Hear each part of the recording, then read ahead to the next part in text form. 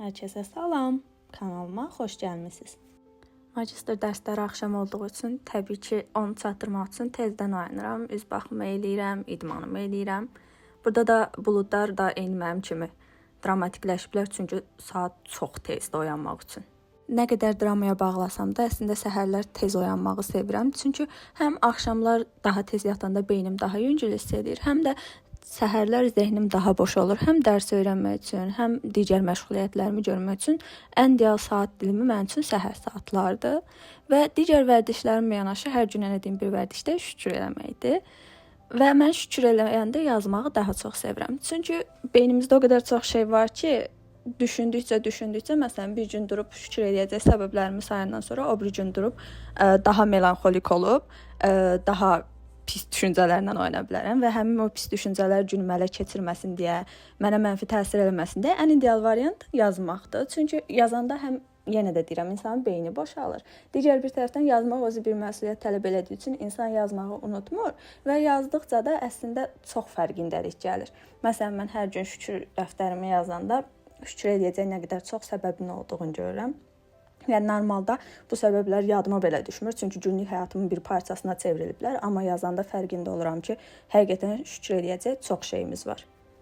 Bir də səhərlər məni motivasiya eləyən digər bir şey, şükür dəftərini bu gün üçün doldurandan sonra səhərin tarixində mütləq qeyd edirəm. Artıq sabah da həmin vaxtda oyanmaq üçün motivasiya edici başqa bir qüvvəm də olur. Daha sonra da dərslərimə keçirəm.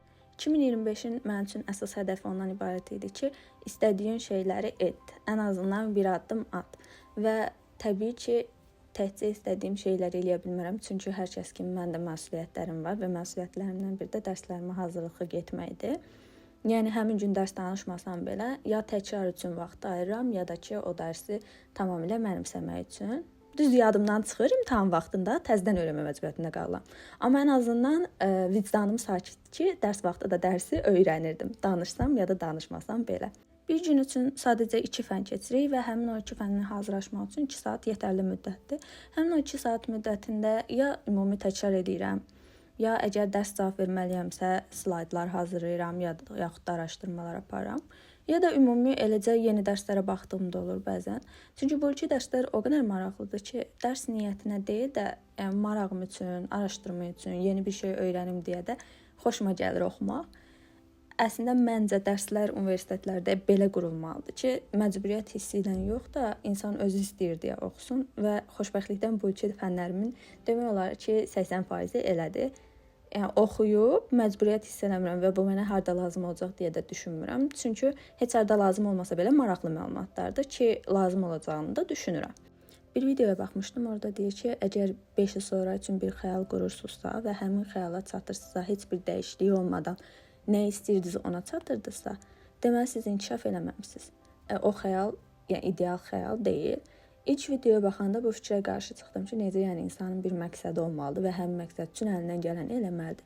Sonra fərqinə vardım ki, əslində elə deyil, həm tamamilə düzgün bir fikirdir. Çünki 5 il müddətində dəyişən sadəcə biz deyilik. Ətrafımızda dəyişir, zəmanədə dəyişir, texnologiya da inkişaf edir. Yəni, biz bir yerdə qalmadığımız kimi, bizim ətrafımızdakı heç nə də bir yerdə qalmır. Ona görə də 5 il sonrası üçün xəyal qurduğumuzdan daha yaxşı yerlərdə olmalıyıq əslində. Yəni ki, tam xəyalımda necədirsə, o halı olmamalıdır. Ondan fərqlənməlidir. Mənim xəyalımın çata bilməyəcəyi bir yerdə olmalıdır. Və YouTube videoları çəkmə səbəbim də həqiqətən istəyirəm ki, mən də 5 il sonra baxanda bura çatmaq üçün nə qədər çox çalışmışam, amma çalışanda xoşbəxt idim. Demək ki, bunlara dəyərmiş deyə düşünürəm. Mənim üçün keçmişə baxmaq bir ətri iynəmək kimidir. Necə ətri iynəyəndə həmin ona ən aktiv istifadə elədiyimiz dövrə qayıdırıq. O dövrdə ya gözlərimiz dolur, ya çox sevinirik. Yəni o baş verən hadisələr necə bizdə, beynimizdə bir təəssürat yaradırsa, mənim üçün 5 il sonradan bu günə baxmaq eyni təəssürat yaradacağını düşünürəm. Ona görə də istəyirəm bu videolar qalsın ki, nə qədər çox əziyyət çəkdiyimin, yəni, o yerdən daha yaxşı yerə çatmaq üçün nə qədər çabaladığımı görürüm. Eyni zamanda magistr illərimdən xoşum gəldi və mənim üçün maraqlı keçdi. Təbii ki, hər şeyin stresi də olur, əsəbli vaxtları da olur, amma təbii ki, gülməyi də bacarmalıyıq, davam eləməyi də bacarmalıyıq. 2025-in ən sevdiyim tərəfi, həyat daim davam elədiyi üçün biz də daim davam eləməyə məcburiyyətindəyik və istəyirəm ki, 2030-da, 2035-də bu videolara baxanda indi fikirləşdiyimdən tamamilə fərqli fikirlər də olum. Amma yaxşı yöndə, inkişafa aid olan yöndə. Və sevinim ki, yaxşı ki, belə videolar çəkmişəm. Artıq baxıram və nə qədər dəyişdiyimin fərqindəyəm. Dərslərdən sonra isə ingilis dili ilə məşğul olmağa başlayıram. Hər nə qədər oxu və anlama bacarıqlarım yaxşı olsa da, dinləmə bacarığım yaxşı olsa da, artıq illərdir ingilis dilindən aktiv istifadə etmədiyim üçün danışıq qabiliyyətimin o qədər də yaxşı olmadığını düşünürəm və danışığım inkişaf eləsin deyə A1 səviyyəsindən etibarən bir kursa başlamışam. Əslində kurs çox yaxşıdır, çox tərifləmək istəyirəm, amma tez nəticəyə də çatmaq istəmirəm. Sonuna qədər gedib elə tərifləmək, yaxud da müsbət tərəflərini, mənfi tərəflərini demək istəyirəm. Ona görə kurs haqqında baxışlarım qalsın başqa bir videoya, amma ümumi özümün gəldiyim qənaət ondan ibarətdir ki, bir fikir var. Əgər dil öyrənirsənsə, qrammatikalı kənara qoymalısan. Xeyr, tamamilə qarşıyam. Hər bir dilin bir bazası var və həmin bazaya çatmaq üçün, o dili yaxşı qavramaq üçün bizim qrammatikaya əlbəttə ki, ehtiyacımız var. Və həmin o qrammatik baza da bu dərslərdə maraqlı şəkildə göstərilir. Hər nə qədər A1 səviyyəsinə ehtiyacım olmasa belə, yenə də oradakı qrammatikanı o qədər qəşəng izah edir ki, yəni sadəcə cümlələrin tərkibində gedir. Düzdür, mən aynalama metodu üçün bu kursu almışam, amma yenə də qrammatik cəhətdən izahları çox xoşuma gəlir. Həm sözləri öyrətmə baxımından maraqlıdır, həm qaydaları öyrətmə baxımından maraqlıdır. Həm də yormur, bezdirmir. Məsələn, bir günə oturub ondan çox dərsi dinləmək olur. Və bu kurs, yəni bildiyimiz fiziki kurs deyil, sadəcə onlayn kursdur. Ödənişin bir dəfə 1 aylıq edirsən, daha sonra 1 ay bütün dillərə əlçatımlı olur. İstənilən dillə bağlı hansı səviyyədən istəyirsənsə başlaya bilirsən. Aynalama üçün də idealdır. Çünki hər bir kəlməni düzgün tələffüz eləyir. Eyni zamanda tələffüz edəndən sonra yenidən təkrar vurğulayır.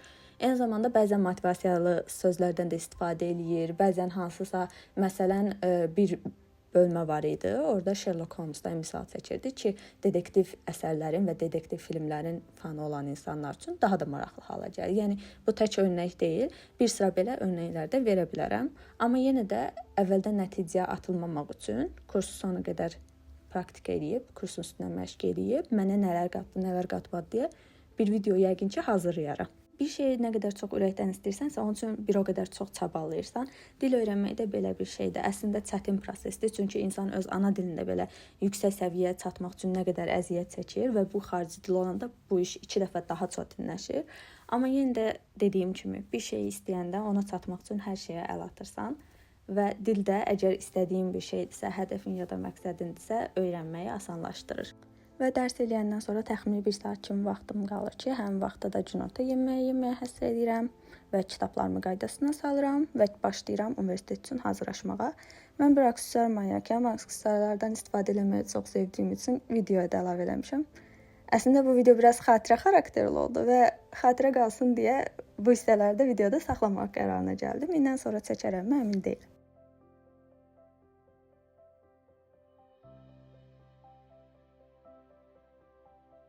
Mən hər şeyi dərin araşdırandan sonra almağı daha çox sevirəm və ona görə də keyfiyyətli məhsullarla çox vaxt tanış oluram və bu məhsul da onlardan biridir. Hətta 2 il üst-üstə mükafat almasına baxmayaraq şübhələrim olsa da, şübhələrimi yanıltdı. Nəysə, çox yaxşı tonal kremdir, üz dərisini yaxşı hiss elətdirir, ağırlıq eləmir. Amma bir dənə mənfi cəhəti var ki, üzdəki cızıqlara dolur. Bu ten paletini də hardansa Azərbaycandan almışam düzü, amma xatırlamıram. Bu highlighter superdir. Həm çox qəşəng aydınladır, həm də çox keyfiyyətlidir. Yəni, insanın üzündə çılçıraq hissi verir. Çox qəşəng görsənir. Ona görə də bəyənirəm. Düzdür, burada hər nə qədər kameraya yansımasa da pigmenti çox yaxşıdır. Bu isə markasına görə aldığım bir ənlikdir. Çünki mən Chupa Chups fanıyam. Chupa Chups fanı olduğum üçün Joyce'nin Chupa Chups işbirliyində almışam. Burada da yəni fırçam nə günə qoyub heç bir fikrim yoxdur. Amma məhsulun çox qəşəng pigmentasiyası var. Bu dodaq boyası da yenə Joyce'nin Chupa Chups'la işbirliyindəndir. Bunun birdən bacısı var, o da məndə var. O da çox qəşəngdir. Bu parıltılıdır, amma bənövşəyi olan versiya parıltılı deyil, sadədir. Dodaqda yaxşı qalır, amma tint olmadığı üçün tez çıxır dodaqdan. Yəni tez çıxır dediyim, əgər nəsə yeyirsə, içirsə, onda çıxır. Belə zərif izi qalır sadəcə, çox az. Amma belə qoxusu çox qəşəngdir, görünüşü çox qəşəngdir. Həm də Chupa Chups collaboration-da deyə məncə almağa dəyər. Növbəti məhsul Romandın maskarasıdır. O qədər yaxşı məhsuldur ki, çünki kiprikləri uzadır, lifting effekti verir və əsla çıxmır. Əsla çıxmır dediyimdə, yəni daimi ağlasanız da, su da dəysə, nə olursa olsun çıxmır. Necə çıxartmaq olar? Ancaq makiyaj təmizləmə yağı ilə yaxşı çıxır. Məsələn, təmizləyici salfetlərlə bir o qədər də yaxşı çıxmır. Ən yaxşı yağlı görüntünü alan, həm də münasib məhsul bu pudradır. Bir də bu primer çox qəşəng baza rol oynayır. Artıq hazıram. Universitet üçün yola düşmüşük və burada da artıq universitetə çatıram.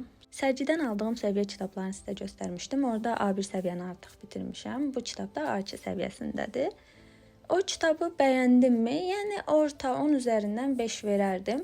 Yəni kitabın yazılışında filan deyirəm. Sadəcə kitabdakı hekayə axışı xoşuma gəlmədi. O baxımdan 10 üzərindən 5 verirəm. Yəni Sherlock Holmes'un hansısa macərasından da A2 səviyyə olan kitabdır. Yarısına kimi gəlib çatmışam. Tam oxuyandan sonra, yəni hekayə ilə bağlı, axışla bağlı yəqin ki, məlumat verərəm digər videolarda. Amma belə səviyyə kitabları oxumaq çox maraqlıdır, çünki başa düşdükcə daha da ruhlanırsan. Və dərslər də bitəndən sonra artıq evə getmək vaxtıdır. Sağ olun.